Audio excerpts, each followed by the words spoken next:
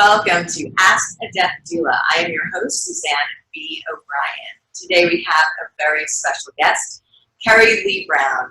I met Kerrie. I was fortunate enough to be at a weekend workshop for Hay House in New York City. I think it was 2014. And I met this wonderful woman, and we hit it off, fast friends, and she has just so much that she is offering to the world on so many different platforms. So I'm so excited to do this interview today because she has something great to share with you all. So let me introduce my guest. This is Kerrie Lee Brown, and she has an extensive background, which we're going to all go through, and then she has some really great projects that she's been doing recently.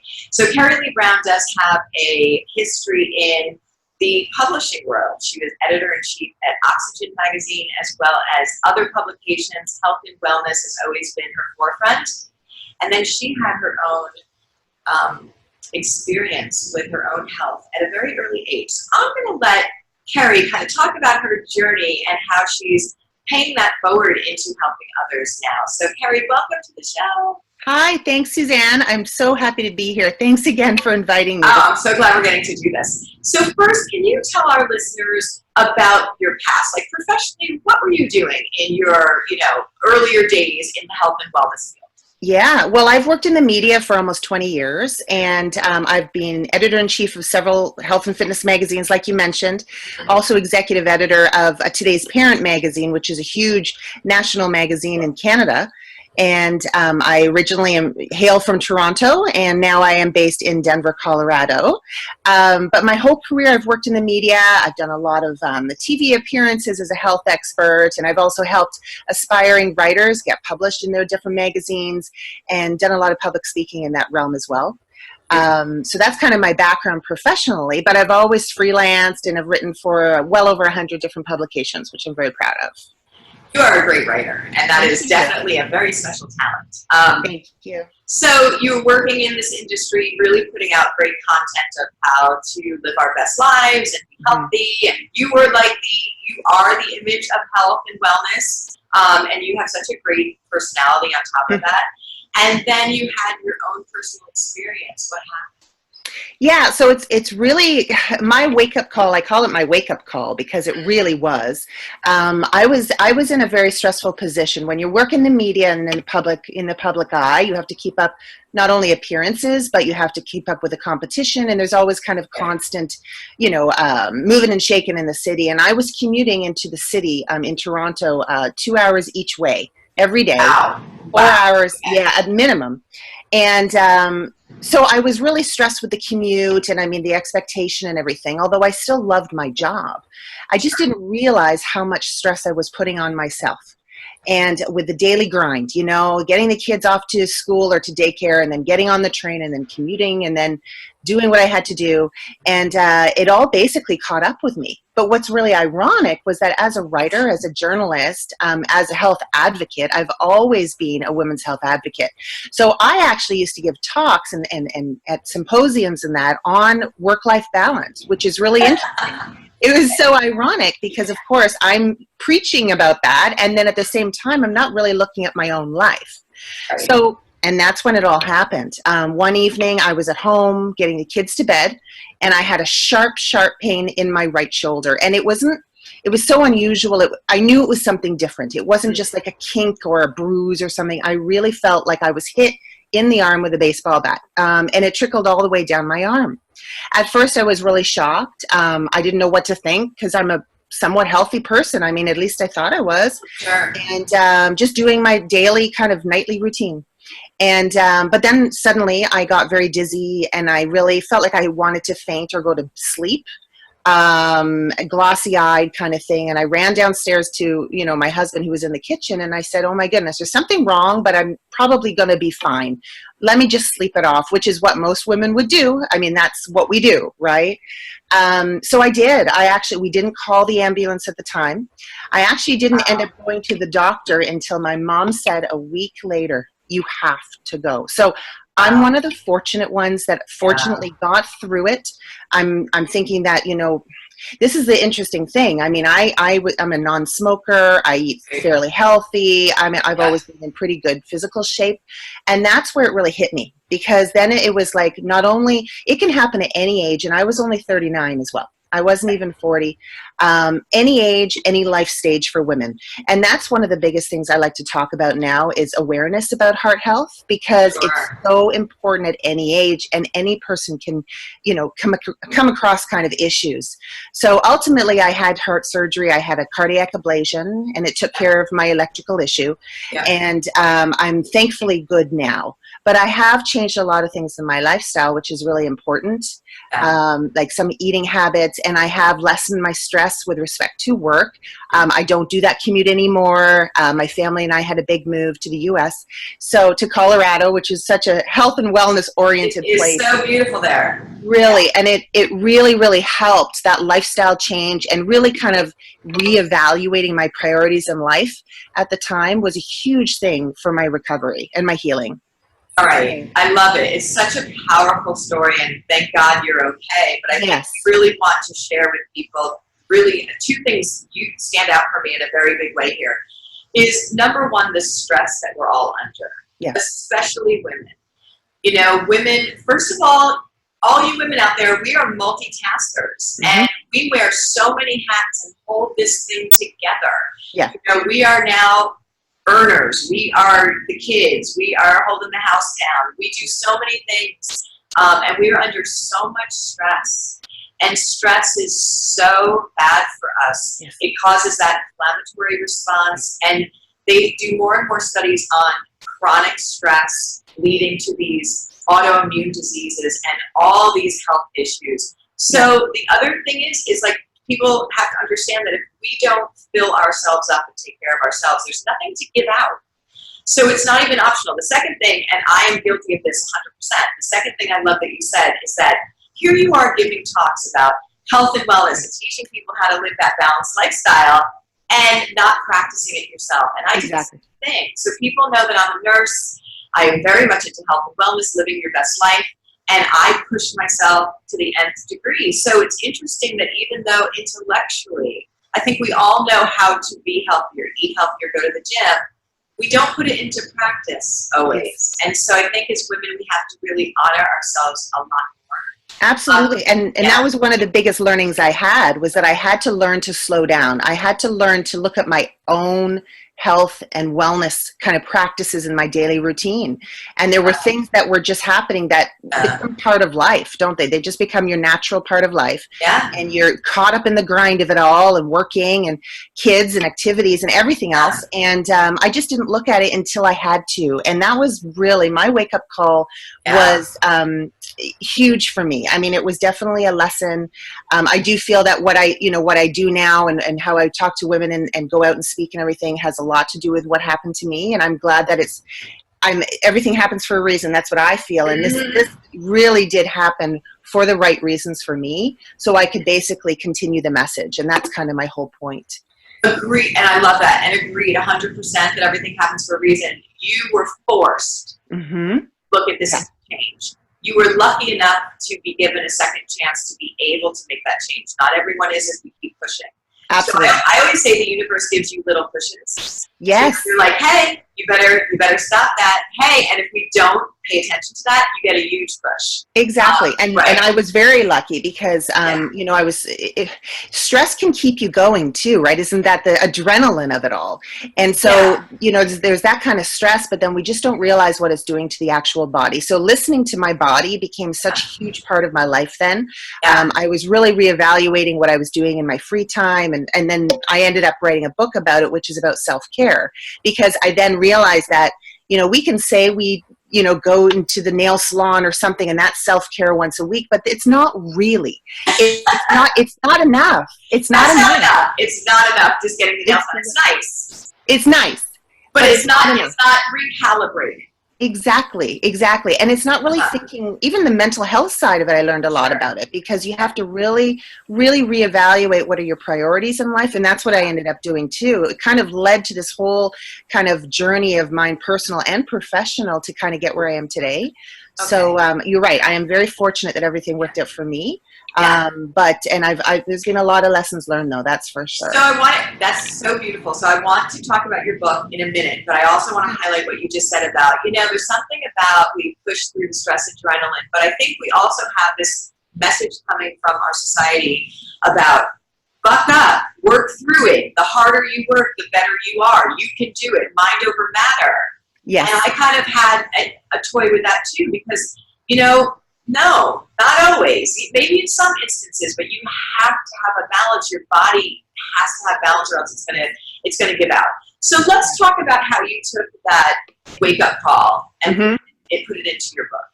Yeah, so ironically, as a journalist, I'm a writer. So, I'm always writing and journaling, and I was actually on the commute on the train every day into the city.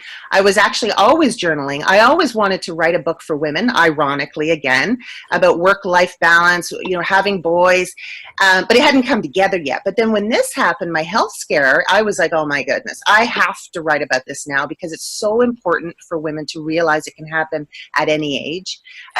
So that's what I did. So when we moved to the U.S., we had an opportunity came up wonderful for our family. I took the time to write my book, and my book is called My Heart, Myself, and it includes 10 steps that you need to slow down. And really, it's a reflection of not only what happened to me, but it's also my learnings and what I ended up doing and realizing in hindsight what I should have kind of taken care of, what I should have noticed. I ignored all the symptoms and signs that I should have really taken more note of, because I figured that was just, that's life. I have a headache and it hasn't gone away for a few days, but I'm stressed.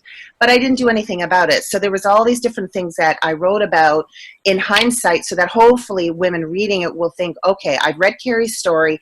I know what she now knows were the symptoms that she should have looked at earlier, and hopefully they can prevent something. It's just an experience of a book. It's short. Actually, I have a copy right here. Here it is. Show us. Yay! I love it. Beautiful. Yeah, it's on Amazon, and it's a short guide, which is really nice because I wanted it to be like a guidebook, more of like a journal entry kind of form that you can read and kind of relate to my story in some way as a mom, as a career person. And it's on Amazon. It's called My Heart, Myself by Kerrie Lee Brown. I'm really excited about it. It's been a lot of great feedback from it because even if you're not necessarily dealing with heart health issues or anything in that manner, you can still look at it from a perspective of slowing down once in a while, listening to your body. I talk about a lot of practical tips too about learning to say no, because no is a great word. And you know what? No is this one word. I didn't know how to say it. Exactly. And it is really important. But again, these were things like I'm a natural born people pleaser at work, at home, with friends. I can't say no, but I've had to learn how to. And I do have practical tips in there of what I went through and how I've gotten to that point where I actually can for the betterment of my friends, my family, and even me. So that's kind of what I did. I wrote the book, I got it out there, and I had some wonderful feedback from women saying, I can either relate or I've learned something from your book about, slowing down. It's so important. Definitely. So let's talk about some of those tips in a minute. I really, yes, you had a heart issue, but so many women they have some form of ailment, whether it's chronic fatigue or it's these autoimmune diseases. I mean, I deal with that from a nurse. I get it all the time. I don't know what's wrong with me. Something's wrong with me.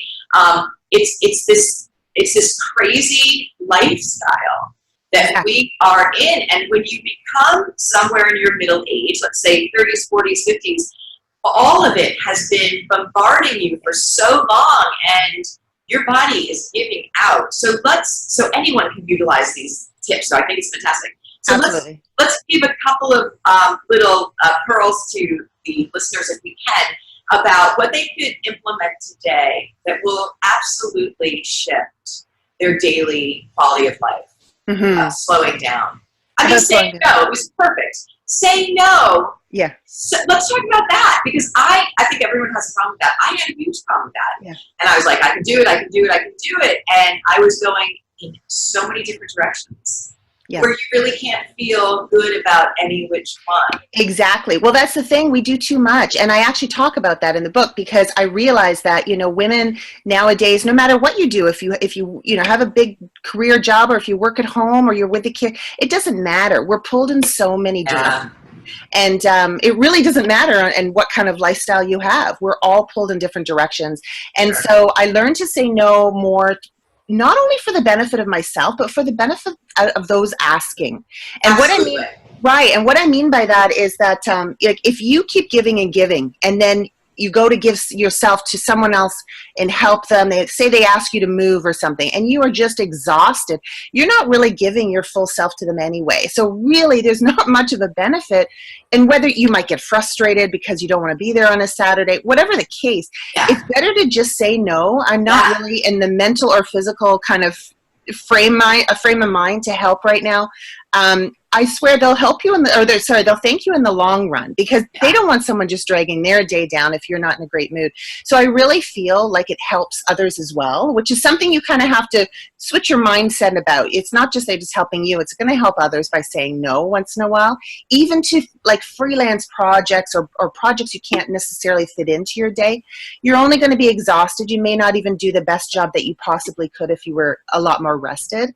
So that's a huge, huge one, is saying no. And then, like you said, do a few things really well, not a million things not very well.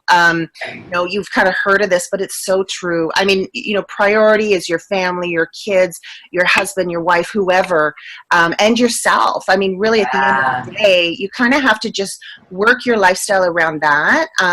Jobs come and go. We move on from different friends all the time. But, you have to think of the constants. And my wake-up call is what really reminded me of that. At the time, I was probably putting way too much emphasis and priority in my commute and my job. I was stressing me out. So anyway, those are the kind of things that I talk about. And I also talk about eating, like how to eat healthier, how to fit exercise into your day when it's so hard or you're weak. I always say, everything in moderation. But with working out or taking yoga classes, I mean, it doesn't have to be every day either. I mean, if you do it 3 times a day, at least you're doing it. You're doing it for you. But you have to think about the long-term effects. And I think that's something that it really kind of jolted me. And like you said, having worked in the health and fitness industry on the editorial and publishing side, I knew all this. This is why it was such a kind of a huge wake-up call. I was like, I know this. I'm not practicing what I preach. So it really kind of took me back to what my purpose was in life, not only just professionally, but personally as well. And it's done a lot of good for me. So. Sure, I love that so much, and I know that we know this because we both kind of worked in that niche, and we still weren't practicing it. And the body is a holistic model; it's a holistic force, and so it has to be balanced. But there's people who really sometimes don't know, the difference between something that's really good for them or how like this little exercise could really help them. So I love that we're educating and helping on that front. The other thing that I always say to people is, you're kind of like a battery for the day or a cup full of the day. You have to fill that cup up, and it goes down during the day if you keep giving out. If you never replenish it, it's going to give out some way. So what I often tell people is take the beginning of your day, even if it's 15 minutes, as little as 15 minutes to sit quietly and to be in a place of gratitude. But if you can incorporate some more things for yourself in the beginning of your day, because once we're off and running, sometimes it's super hard to like find that time that exercise doesn't just fit in all the time. So sometimes to really make the beginning of your day the time for you to fill up your cup is also kind of a great tool. So there's wonderful information. We're going to put the link to that book in the description below. So now let's talk about what you're doing next, because you've sort of just taken on this pathway and journey to a wonderful platform to helping others. And I just love what you are announcing today to our listeners and what you're going to launch very soon. So can you tell us about what you have going on right now? Yes, I am excited about this, Suzanne. You know this, and I'm so passionate about it. So since my heart scare, and then I wrote the book, and I realized that my story really impacted a lot of people, and they could relate to it and they could relate to me. And I thought, well, how can I bring this to a larger kind of audience? So I am actually launching a new brand this summer called Red Lily. I'm really excited. And the URL is redlilylife.com, and it's going to be a global digital platform for women to tell their stories. And I'm really excited because, you know, coming from a journalism background and working in media for so many years, you see a lot of restrictions on who can maybe get published in these magazines. Sure. A lot of people don't have platforms to be able to tell their stories. And every woman out there, in fact, every person has a unique story. I mean, whether it be health, whether it's relationship-based, whether it be family-based, career-based, I mean, everyone has stories. We all know that. So, but I found that in talking to a lot of the readers who have read my book, and also my close family, you know, and friends, they're like, well, yeah, but Kerrie, you're a journalist, so you wrote a book, you have a platform, you know how to do this. A lot of people don't, and a lot of people don't want to start a blog. They don't want to start their own podcast, you know. So I'm giving them all an opportunity to write a reflection or a personal essay on their own story and publish it, and that's what redlilylife.com is going to be. It's going to be, and more than just health and wellness, like I said, we'll touch on travel, we'll touch on beauty, but all real stories from real women who have gone through something, a struggle, and then come out triumphant on the other side. We're all warriors with respect to whatever we go through. Sure. And the biggest point about it, and the biggest reason I'm even doing it, is because we can all learn from each other. I mean, that is the key here. I really, really, really want other women to share so that we can learn, we can heal, we can grow together, because I'm constantly learning. And believe me, I learned through my whole health scare 5 years ago that I am certainly not an expert in my own physical and emotional, even spiritual health, until I took notice. And I think that a lot of women out there, this will be very beneficial. So I'm really excited. I'm the founder and the editor-in-chief of it. So anyone who wants to contribute or submit something, I will help you with some finessing of your words if for some reason you're not, you know, very comfortable. But it doesn't matter. I just want it to be a platform for women to have a voice. And I think that there's not enough out there that do this. I mean, there, like I said, there's some, but then a lot of platforms also focus on celebrity stories. And coming from the media, I mean, I used to as well, but I really feel like this one, it's not about that. This is about real women like you and me, our friends, our sisters, our mothers, who have a wonderful story, and they're very heartfelt. And that's why it's an evolution of my heart brand and my heart story, because all the content is going to be heartfelt, heart-filled content. So whatever you go through, there's always hopefully a lesson to be learned, and you'll come out brighter on the other side. So that's what I'm kind of trying to do with it. And it's long. I love it, Kerrie. I love it so much. So that when I was like looking at it, the two things that came to mind were the real deal. So this is going to be real content, and we're together. So you're bringing us all together, and I think you're right. Like what we see out in magazines, even if it is a life story, has been edited and watered down and kind of tailored to the thing. And we don't understand that each one of us has a story. So I think we all look, because we don't really sit in our vulnerable place of always sharing. And that's where your growth happens. And that's where we're really authentic, real people. We all have it. Even the people that look like they have everything perfect do not, by the way, everybody. So I think it's beautiful that you have it. And for me, working in end of life and with my elders, I have to tell you that the real learning and wealth and not is from their stories. Yes. It's from what they've learned in life, and they're sharing. And I feel so privileged to be in that space. So you're doing it now while we all can. I think it's fantastic. Yes. And we all do learn. And I do think that there are, obviously, everything happens for a reason, even when they're really hard things. And it's so interesting because, and this will probably be in the story that I'm going to share on your platform, which I really haven't shared at all. When I had my wake up call years ago, and it was difficult, and we didn't know really what was going on, I said to my family, I said, you see us right now, what's happening? I promise you that I said in a year from now, it took a few years, but I said in a year from now, wait till you see what happens. Yes. I had no idea what I was talking about, but I knew that this challenge, that this complete upheaval, stop in the road, was going to lead to something greater, even though it was so incredibly difficult to be swallowing that pill at the moment. Yes. So you can look forward to that story. But yes, and I think we all have that where we can come out on the other side and know that, even when you're going through hardships, because that's part of life, that hang on, we have a support system, and that you will get through this and probably much for the better. Absolutely. And I mean, I think that I'm also going for not only our age, but a little bit younger as well, in their 20s, because that's the age too where, you're really getting head on into your career, in your relationships, everything. And, it's really starting to look at some of those years as well, so that, we can help the younger women realize that, you don't have to do it all. I know there's been a lot of people in the past that say, women can do it all. Well, we can. But we don't want to.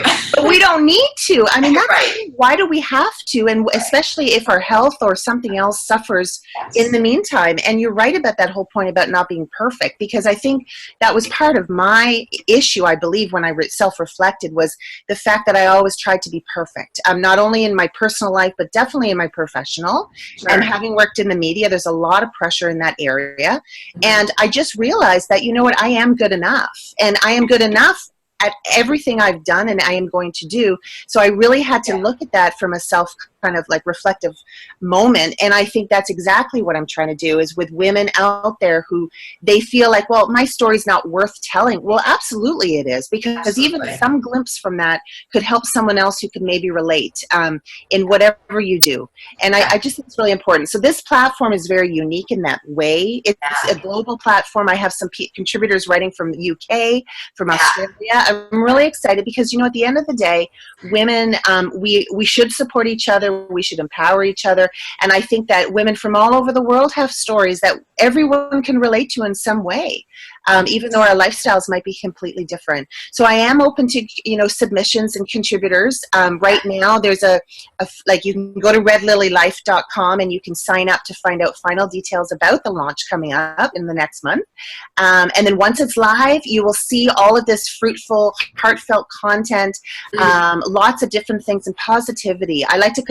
I'm calling it my positivity portal because that's just an extension of what I hope to bring to the world moving forward. Living how I have lived and then learning from my health scare, I really want to give back and also have other women give back in their own way. So I'm definitely open to people, emailing me, and I'll give you all the information about the email so they can write to me and share a glimpse of your story. And if you want to get it out there, I can definitely help you publish it.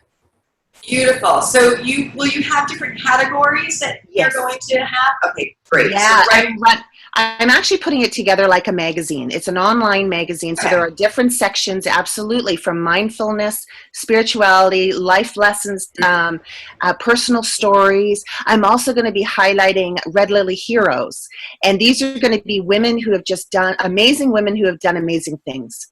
There's so many people that train their butts off for marathons, and they finally get through it, and then what?